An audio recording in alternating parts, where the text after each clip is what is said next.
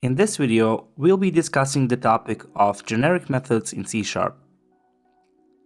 These methods are characterized by their use of the type parameters in the method signature.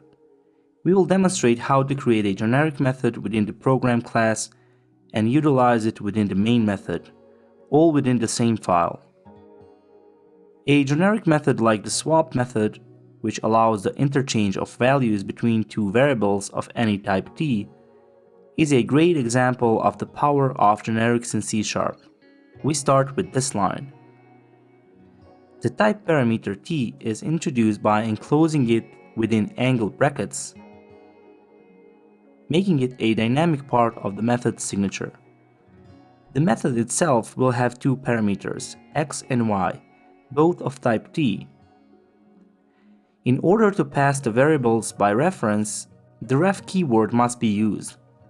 Additionally, by utilizing the type parameter t, this swap method can be used with variables of any type, whether it be int, string, or any other custom data type.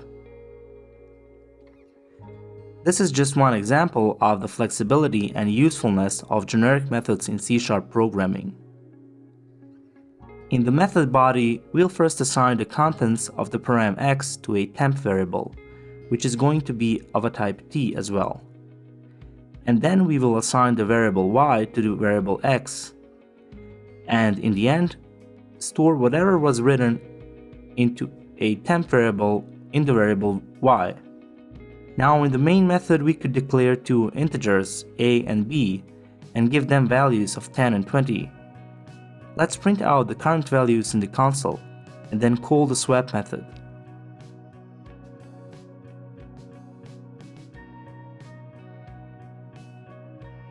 Let's also print out values after the swap operation.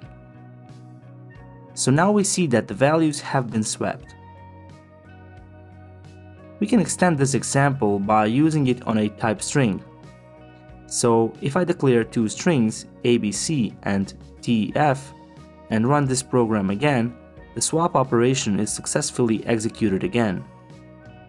Generally, there is no need to supply the type argument to a generic method call, as the compiler can implicitly infer the type. So in this example, adding a string type would be redundant. So that was it for this video. Thank you for watching.